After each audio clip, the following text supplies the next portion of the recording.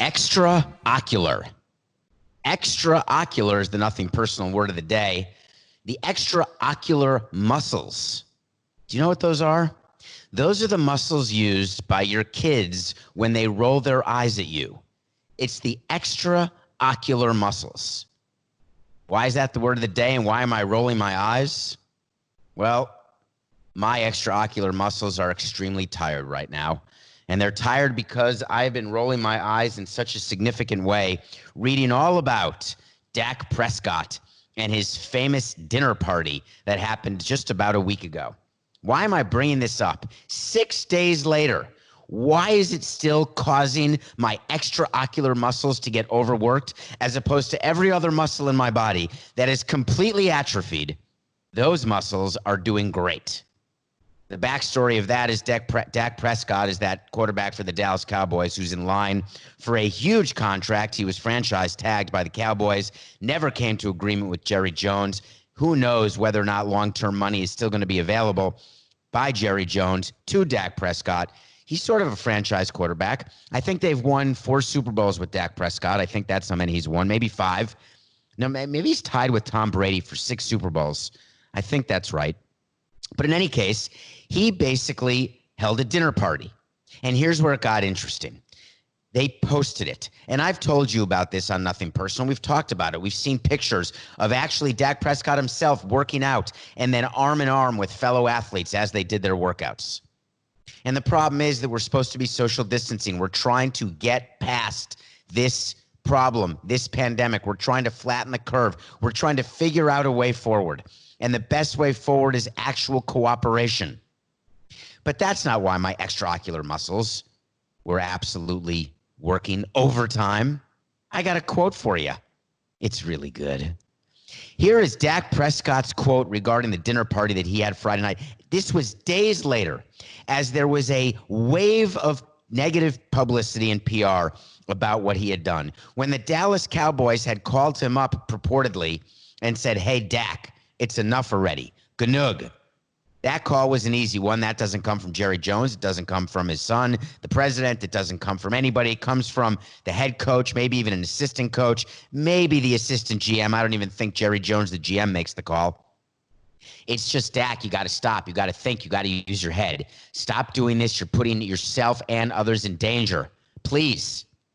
So word got out, and here was the quote. "I understand and accept that there are additional responsibilities and media scrutiny that come with being an NFL quarterback. But it is frustrating and disappointing when people provide completely inaccurate information from anonymous sources. To set the record straight, I know that we all need to do our best to socially distance, and like everyone else, I'm continuing to adjust to what that requires. But the truth is that I was with fewer than 10 people for a home dinner. Not a party, a home dinner on Friday night." So let me ask you a question. And this is not anything against Dak Prescott at all. So stop with the ats. You can always go on David P. Samson. Follow me on Twitter. DM me. We'll do some So You Want to Talk to Samsons. I always want you to rate, review. Give me 5 stars on Apple if you don't mind, if you're entertained during this time of pandemia. But please ask a question. Oh, God, there's a little tiny bug right on set. That's impossible. In any case, I was distracted by a little gnat that was on my screen. I thought it was Coca. When you go on Apple and you do a 5-star, please write a review as well. And in that, ask a question. Ask any question, and I'll answer as many as I can in an end-of-month bonus pod. All right? Got it? Any case. This is not against Dak Prescott. This is just a very simple question. How many of you know the difference between less and fewer? Less and fewer. How many? So remember the old Miller Lite commercials? A third less calories than the regular beer? It's fewer. Anytime you can count what you're talking about, you say fewer. Hey, I have fewer muscles than you do. Well, that may or may not be true. That may not be the best example. I have fewer calories that I've eaten. I used calories already. How do you like that 5 minutes in and I can't think of a real example of less and fewer, except if you can count them, it's fewer. And in Dak's quote, he used the word fewer exactly correctly. I just don't see it often that way. Is it possible that he had help writing the statement? Is it possible he's smart enough to have help writing this statement? Because the kind of statements that come out when you don't have help, you end up doing like what Jim Crane did. So I want to talk about what Dak Prescott wrote and why he wrote it. See, it is true that as an NFL quarterback, he has additional responsibilities and there's additional media scrutiny. But guess what? The reason it's true is that you're paid for that. Part of what you are is a public figure. One thing that you have to instill in all players, and we try and we try and we try, and it doesn't work as often as it needs to, is that these players are young and they're in a position of great responsibility, both financial and otherwise, way before most of the rest of the world is. So it's normal that part of the job of a GM or a president is to be a glorified babysitter. It's normal that you're going to have players who aren't going to listen to everything you want them to do, who aren't going to follow all the rules. It's normal that you have to sometimes scold players. What is rare, picture a babysitter who babysits for your child, but your child makes more money than the babysitter. That makes it challenging. For whatever reason, we're in a society, and it's not uncommon in America, it's really not uncommon in any society, where the amount of income, the amount of money leads to some sort of unearned, unwarranted respect. I make more money than you, therefore you're supposed to respect me more than I respect you. I don't understand why that's the case. Some of the greatest minds in the world, some of the most brilliant people worthy of respect, don't make any money. They're called teachers, mothers, fathers, stay-at-home dads, people who are not working because they can't work or don't want to work, but they're brilliant minds who deserve respect. You think Dak Prescott is just learning right now that he's under increased media scrutiny? He is literally the subject of sports talk shows every single day. He knows exactly what he's doing. One thing that made me crazy with the players over my years is when they would feign ignorance. Don't pretend that you don't know what the rule is. Just acknowledge the fact that you've broken it. Don't pretend that you didn't realize that there was a reporter around when you were talking. Just say you didn't care. Don't pretend that you didn't see the sign that was a hit and run. Just say you didn't learn the signs. Don't pretend that by accident your playbook was stolen when you know that you just lost your playbook. Just take responsibility. Dak Prescott needs to take responsibility for what he's doing and the way he's acting. But it's not just Dak Prescott. It's all of us. We're all doing our part. I would prefer Dak Prescott had done a quote saying, listen, it was wholly inappropriate for me to have a dinner the way I did because I know we weren't practicing proper social distancing, and I do not want to be responsible for anyone getting sick and for doing any more to overcrowd or do anything that the healthcare system will continue to bend on its way to breaking. I don't want to be a part of that, and frankly, I want to do more because I want to get back to playing football so I can provide and help provide entertainment to you. Because you have been there for me over all the years of my career, and I want to be there for you. I apologize. What would be wrong with that? I don't know. You just won't do it. Mike Trout came out and So You Want to Talk to Samson. My first ever Mike Trout So You Want to Talk to Samson. So You Want to Talk to Samson. Get in my Twitter. Get in there. Get in there and be a DMer.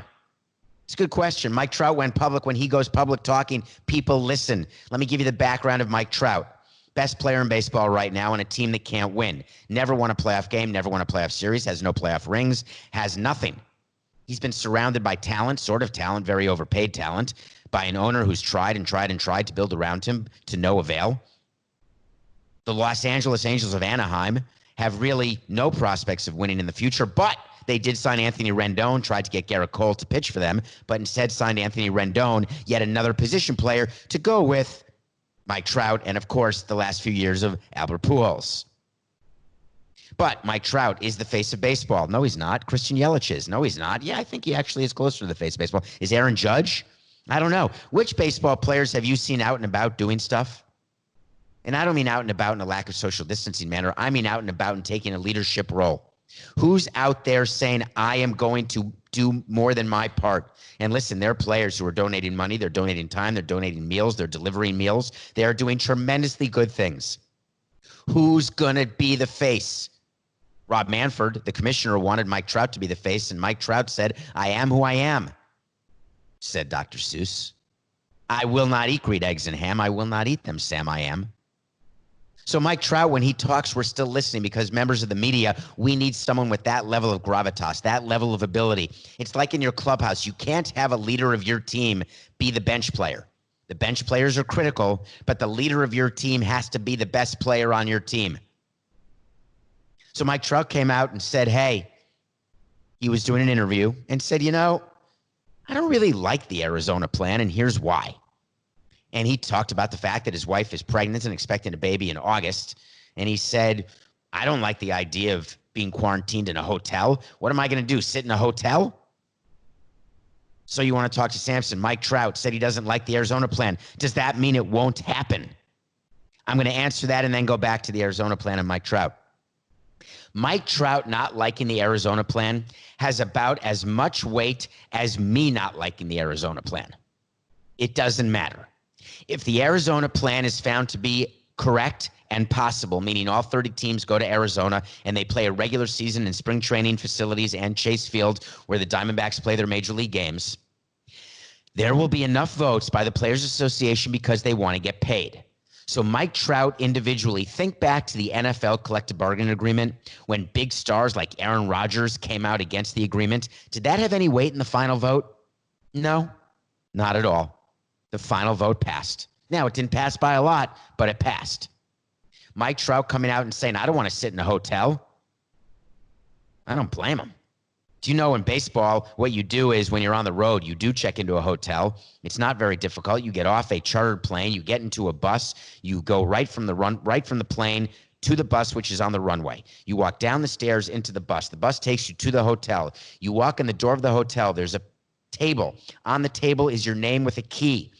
There's bananas, there's water, there's fruit, there's cookies, chips. You grab as much as you can. You take your key, you go upstairs. Then a few minutes later, a knock on the door, and it is a bellman who has your bag, which, by the way, you haven't seen since you put your bag in front of your locker at the city where you were before you traveled to the new city.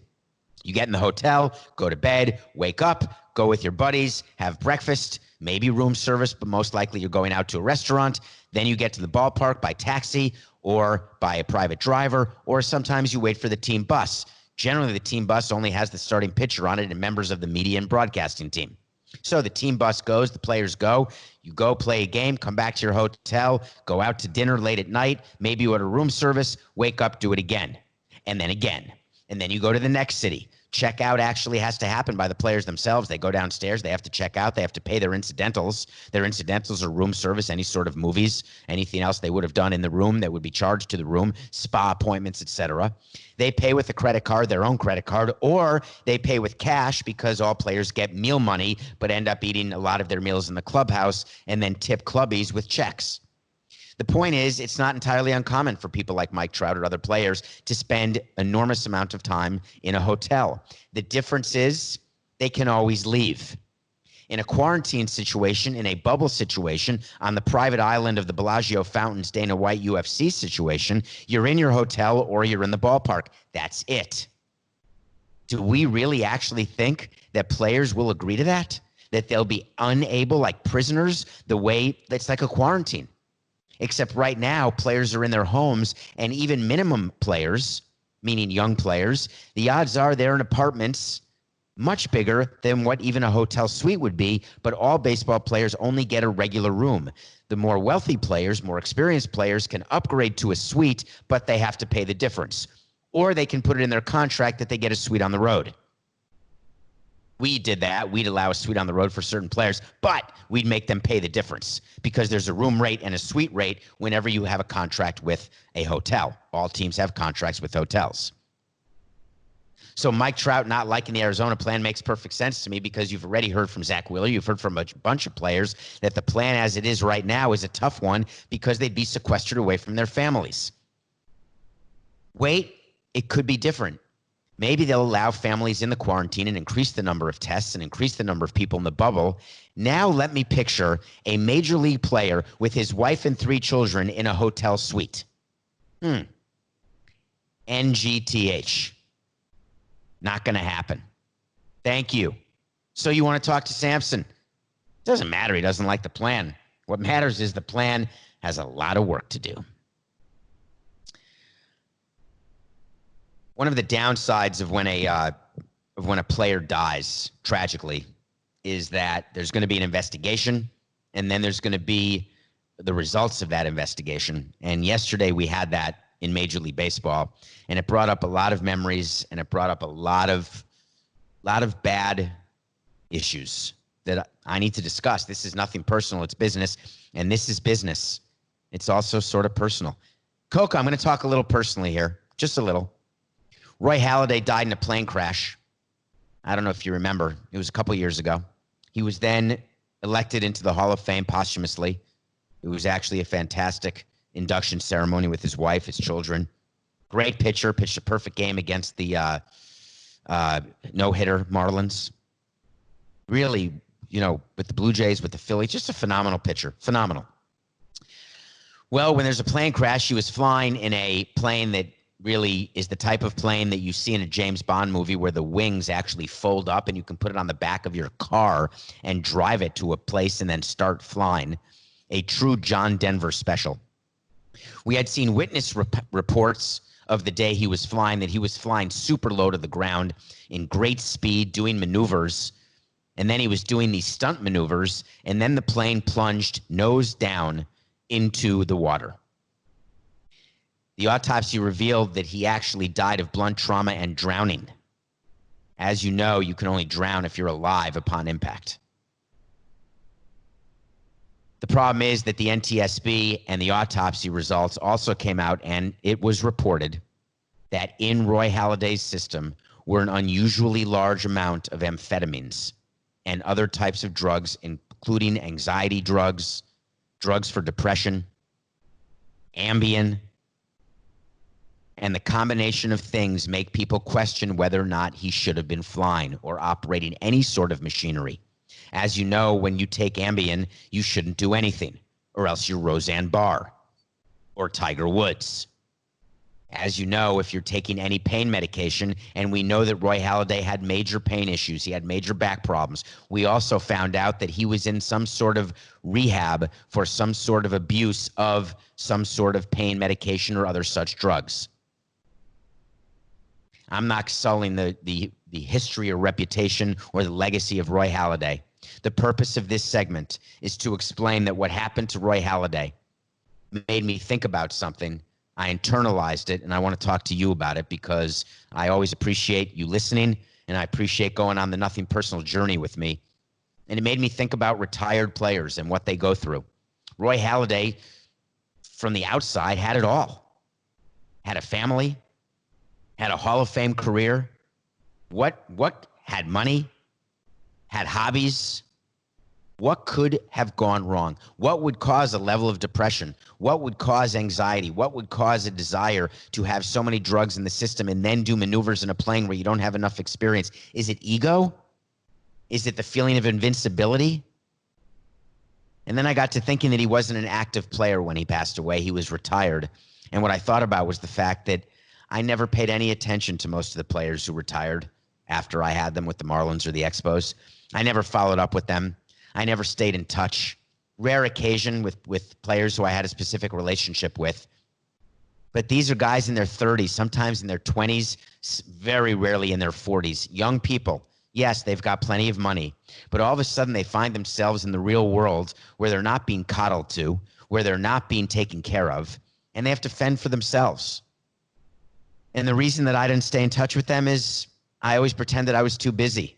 Or they weren't helping me, they weren't helping the team, they weren't giving me victories, helping me raise revenue. If you want to come work for the team and be an alumni ambassador, then I'm going to stay in touch with you.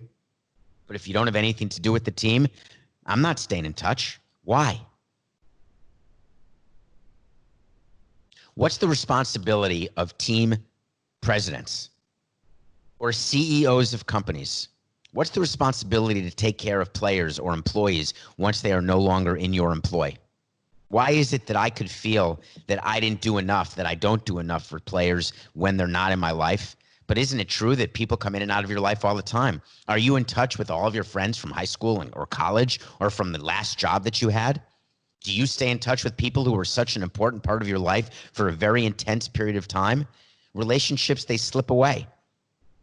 Friendships, true friendships, Very few true friendships. Someone once told me, my grandfather actually, once said that if you have 5 true friends in your entire life, you should consider yourself lucky. And a true friend is someone who never judges. A true friend is someone who's always there no matter what. It's the person. It's the person for you.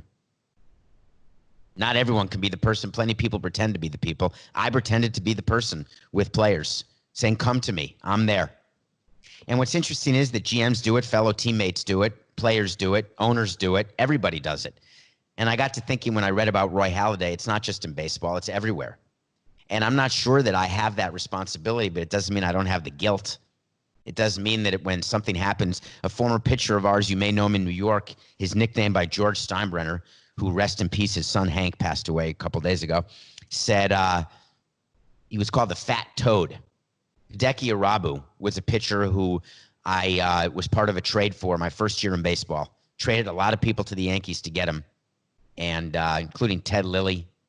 I think Jake West, not Jake West. Who else did we trade? I can't remember. Coco, who did we trade to get Hideki Irabu in 2000 from the Yankees? It was 3 players. I'm pretty sure Ted Lilly was one of them. He's checking now, or at least he's pretending to scurry and look at transactions under Hideki Irabu. Then he's going to whisper to my ear. If it's in bold, I don't have to delay more than 10 more seconds, but that's not really the big part of the story. The big part is that a couple years ago, Hideki Irabu took his own life. I had not been in touch with Hideki since he was gone from the Expos. He was a tough guy, a troubled guy. He never performed for us the way he was supposed to perform, and I held it against him.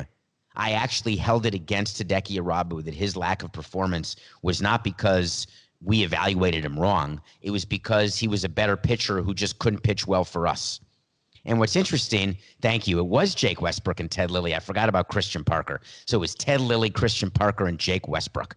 Lilly and Westbrook actually had major league careers, nothing spectacular. Christian Parker, I think, got a tiny sip of coffee.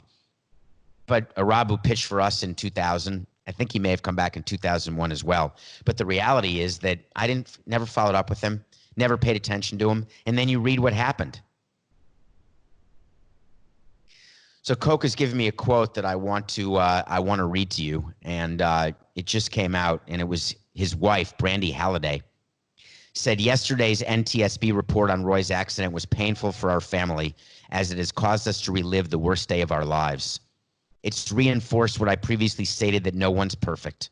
Most families struggle in some capacity, and ours was no exception. We respectfully ask that you not make assumptions or pass judgment.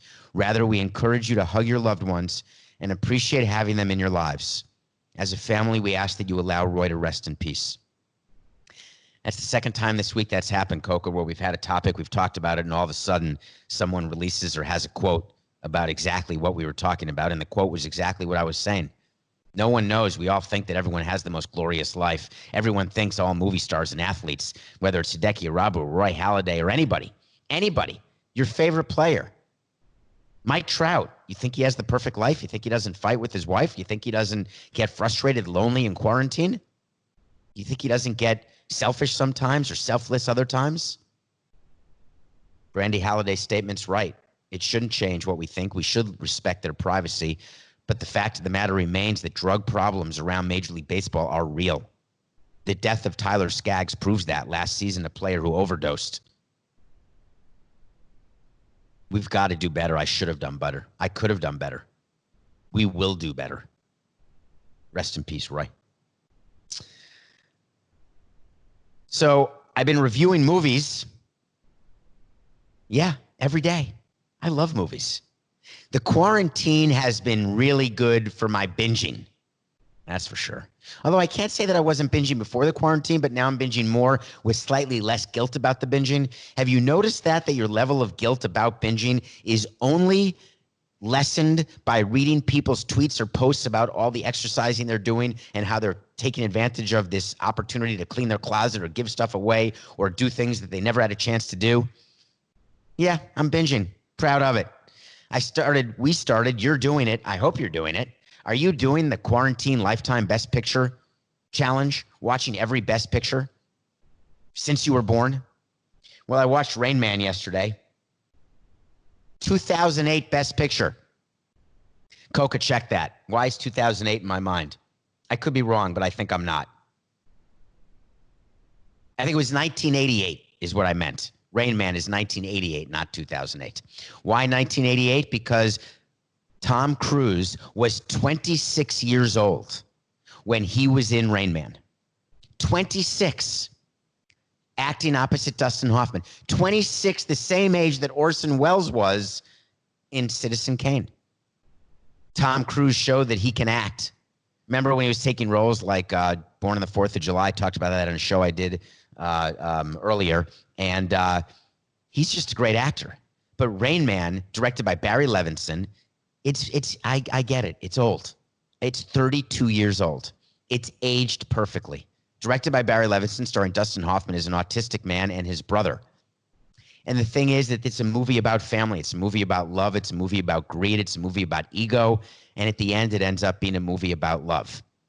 And the love story is the brother story. It's Tom Cruise who needs to get Dustin Hoffman, his brother, because of money. Love stories always start with money and greed, don't they? Dustin Hoffman inherited a bunch of money from their father, and Tom Cruise needed it for his business, which is some sort of crazy car business. But this is so perfectly acted. It's a road trip movie. It's a buddy movie. It's a brother movie. And Dustin Hoffman won the Oscar Best Actor for his performance as an autistic man. So perfect. You've heard me talk about it, right? When I've said, 10 Minutes to Wapner. Of course, 10 Minutes to Wapner. That's Dustin Hoffman in Rain Man. You should watch it, please. If it's not part of your Lifetime Quarantine Best Picture Challenge, Quarantine Lifetime Best Picture Challenge, it's still worth it to watch. 1988 Rain Man. I got a second review that I got to do, and I normally only do one, but I got a DM, and so I actually watched a double feature in addition to binging, because why not? Once I stopped sweating from the whole light fiasco yesterday, I watched She's Out of My League. Someone DM'd me and said, please review She's Out of My League. Who asked for She's Out of My League? I love that movie. I've seen that movie 5 times minimum. I watched it again, never get sick of it. Who doesn't love a movie where Jay Baruchel can actually get Alice Eve? How is that possible in the real world? It's like O'Malley possibly getting with Katherine Heigl in Grey's Anatomy. Can that happen? Really? She's Out of My League is about exactly that. A TSA worker named Jay Baruchel. That's right, the guy from Montreal, born in Ottawa, raised in Montreal. And he meets Alice Eve, and somehow they start something. He's the most awkward guy in the world. And of course, she starts feeling sorry for him, and then she grows to love him. And then he's got to meet the family. She's got to meet the family. Totally awkward. She's totally out of his league until you realize the point of the movie. There are no leagues. Think about that for 1 second, if you don't mind. There are no leagues.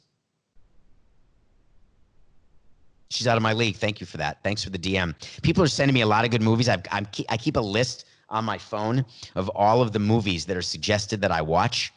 And it's tough, right? I'm getting a lot of them. I'm going to get through as many as I can. I'm hoping the quarantine ends. Yes, you see Wilson? For those of you watching, you notice there's a new part of my chair. Wilson's back.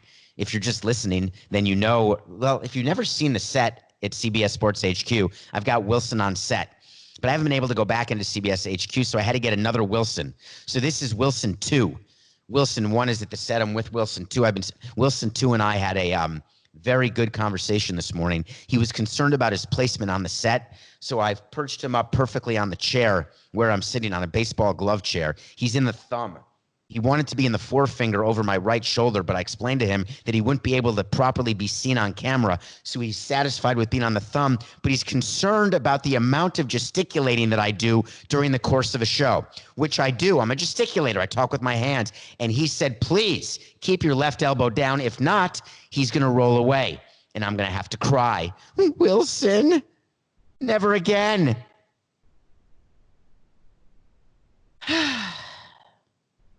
The IOC came out with some news yesterday. I want to catch you up on some news today. This is 2 bits of news about coronavirus. Actually, there are a couple of bits of news, but the first one is this. The International Olympic Committee, and that is a committee that we've talked about here. We told you they were going to have to postpone the Olympics way before they did. I mean, it was the most obvious decision ever. They did. Then when they rescheduled them, we said, wow, that's a quick reschedule, but they did it for July 23rd of 2021. No way of knowing whether or not that's possible, because will there be a vaccine by then? Will there be people allowed to travel? And will there be people wanting to travel? But the athletes, we talked about it, they need a date. They need a date to shoot for, because that's how you train. But the IOC, no longer than, what has it been, 2 weeks? Yeah. Is anyone else losing track of time? I don't remember if it's been 2 weeks or a month or a week, or it could have been in yesterday's show when the IOC moved the Olympics. Well, yesterday came out and said they have acknowledged there is no plan B if the Olympics cannot take place in 2021. Holy cow. That is the first time that they've come out and said that. It was so awful and depressing to hear them say it, but it's so obvious and so true that I wish they just hadn't said it. Of course, there's no plan B. Plan B is 2021. Plan C is straight cancel. They can't push it to 2022 because the next Olympics are in 2024. That's number one. Number two, Japan is spending between 2 and 6 billion is the estimate. 2 and 6 billion, 2 to 6. Let's just take the middle, $4 billion. Let's take the low end, actually, $2 billion. Take the middle of those two, $3 billion. That's what Japan is spending in order to finance the cost of the 1 year delay of the Olympics. Do you think the $3 billion could be used more wisely? Would it have been better just to shut down the Olympics altogether, take the loss, and move on? Is it hard sometimes not to throw good money after bad because you so badly are trying to recapture something that you had, or so badly make something real that is not, that used to be? How many of you have tried to do that? How many of you have spent money fixing something, sewing a teddy bear, let's say, putting him back together because you so badly don't want him to fall apart? You end up spending more on sewing them back together than buying a new one. You're saying there's sentimentality. All right, fine. What about at carnivals when you spend $50 trying to get a 50-cent huge stuffed animal because you're trying to throw a ping pong ball into a fishbowl or put a 10-inch basketball into a 9-inch basket? We've all done it. At some point you say, that's it, I'm done. Japan spending $3 billion, $2 to $6 billion on delay of the Olympics, and we're surprised to hear that they're done if it doesn't happen in 2021. Truly is the most obvious thing of all time. But what is the economic benefit for Japan to having those Olympics? And what is the social benefit of the Olympics actually happening and having their ability to look forward to that sort of competition? My argument is that back in the 80s, 70s, the height of the Cold War with Russia, the Miracle on Ice hockey team, even the Dream Team in '92 in basketball. That's almost 20 years ago, 30 years ago. That's almost 30 years ago, the Dream Team in Barcelona. Holy shnikes. The fact of the matter is that the benefit, the patriotic benefit of the Olympics has dissipated over time as the world has become a smaller place.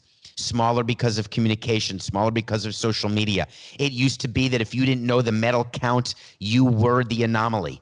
It used to be that if you were not rooting for the USA over the USSR, you were a traitor.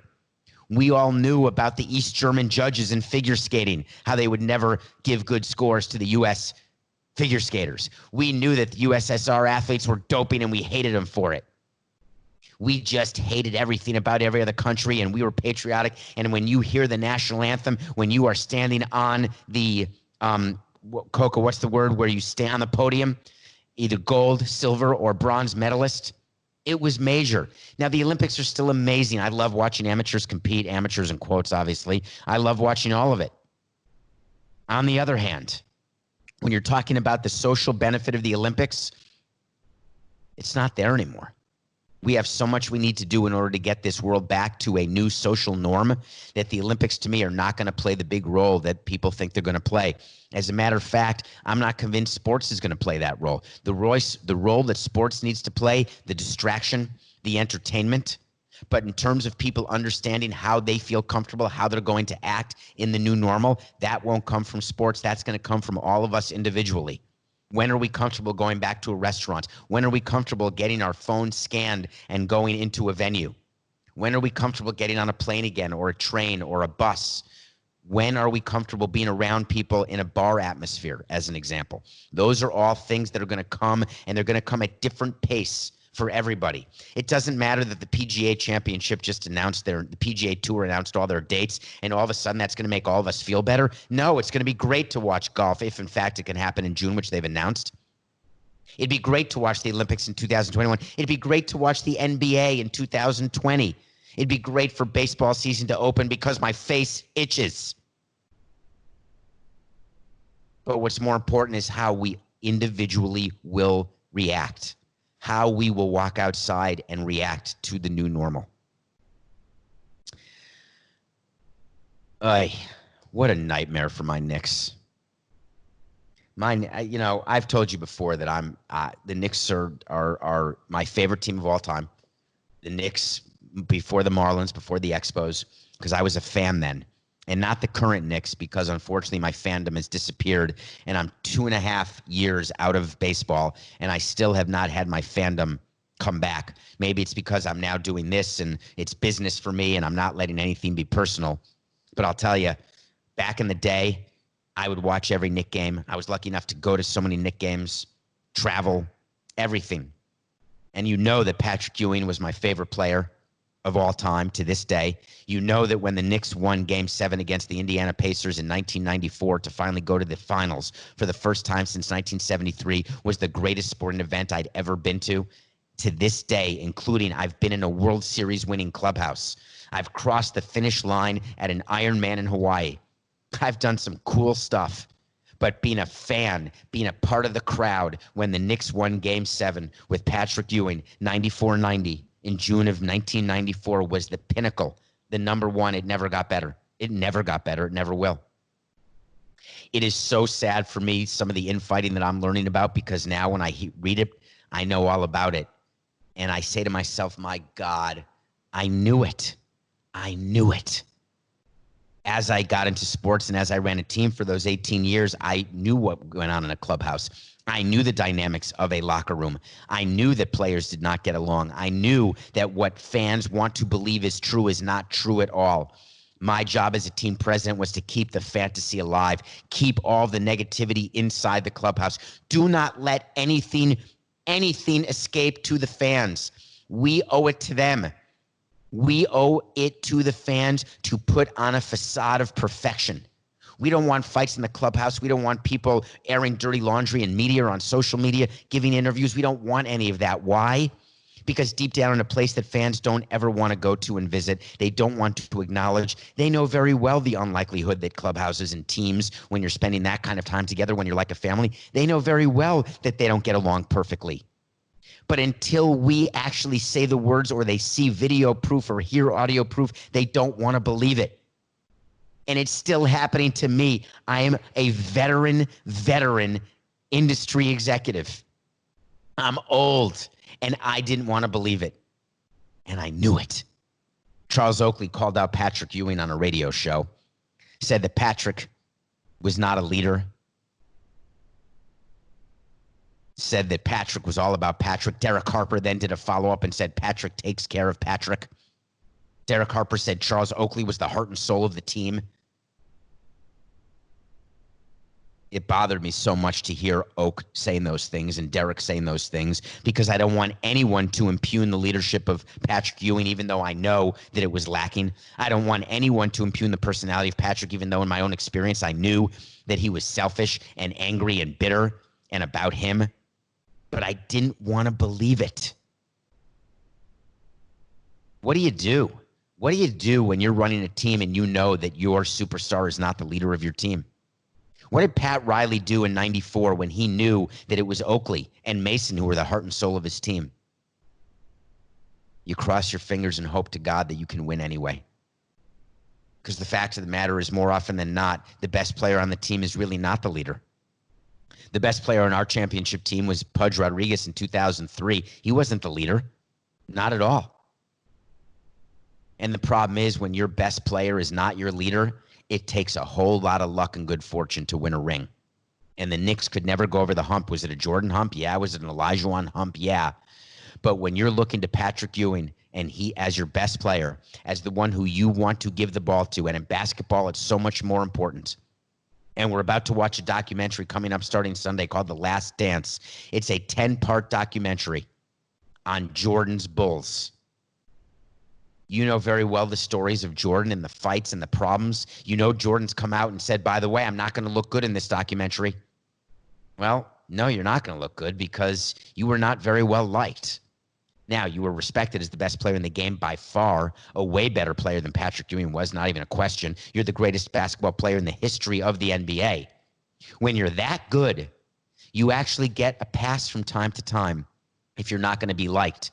But what Michael Jordan was a leader. He expected out of his teammates everything that he expected out of himself. He made sure his teammates worked as hard as he did. Whether Michael Jordan was up gambling and partying all night long before a game, that didn't matter, because when it was time to take the court, he was the best player on the court by far. It's not what Patrick was. And that's why the Knicks never won a ring. But it hurt me. It hurt me as a fan, because I was brought back immediately to those times as a fan and brought back thinking, my God, I didn't want to know it for sure, and now I can never unknow it. I can never unthink about, that's not a word, I can never not think about the team, the Knicks teams of the 90s and Patrick Ewing's career. I can never not think about what it meant, the way he was, and why there are no rings or championships and no parades that I was ever able to go to.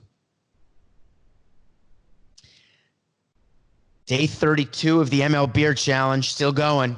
God, are we still going, and going strong. So I put this out, and I have the right to change my mind, and I am changing my mind. At first, what I was going to do is give $1,000 to 30 baseball teams, in which we did over 30 days. Then the next 70 days, because I pledged $1,000 a day for 100 days or until Major League Baseball opens its season. I pledged no matter what, I'm not going to shave till MLB opens its season, but $1,000 a day for 100 days, the first 100 days. Get it? The first 100 days? Anyway, today's day 32, and I put it out there in the universe, and you guys responded. Thank you. And the question I posed of you yesterday was, should I be doing South Florida charities, or should I start maybe going through the NBA cities and keep going from team to team, city to city? I got a lot of people commenting on it, but one comment actually convinced me. And I acknowledge this. The comment was, hey, you've got a lot of listeners outside of Florida. I know how much you love South Florida, but one of the greatest things about the Beard Challenge is that you have been able to spread around your generous donations to everywhere. Thank you. I appreciate you following up and commenting, and I'm going with you. I did Feeding South Florida yesterday. That's Florida. I'm now going to do the NBA teams in order over the next 32 days, starting today. Today is the Atlanta Hawks. I want to single out the Boys and Girls Club of America, the Boys and Girls Club of Atlanta, a good friend, a running partner, a great writer, a great runner. Her name is Stephanie Hoppy. She and Matthew are, her husband Matthew, are accomplished runners, accomplished people in their own right in business and in life. And I pledged $1,000 to the Boys and Girls Club of Atlanta, where she works. It's actually the Boys and Girls Club of Americas, but Boys and Girls Club of Atlanta is right in the building. Boys and Girls Club is a big MLB charity as well. They are taking care of, just because there's no school doesn't mean they're not taking care of kids, quote unquote, after school. They're doing programs and food and all sorts of things, trying to take care of as many kids as they can. But I'm only giving $998, not $1,000. Why? You know why, Matt Happy. You owe me $2, Mortimer. We had $2 bets, and I won them both, and you never paid. Number one, you said Terry Francona would be the manager of the year last year. He wasn't. You said the Cleveland Indians would win the division.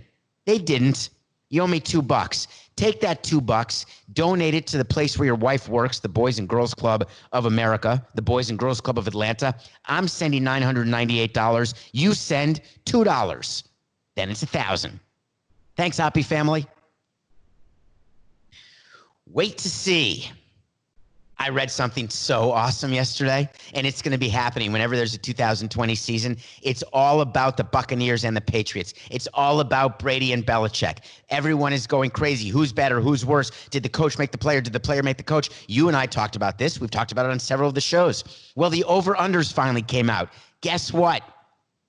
The Tampa Bay Buccaneers have an over-under of 9 wins, assuming there's 16 games. And the New England Patriots, their lowest over-under in, I assume, a decade at least, is 8.5 games.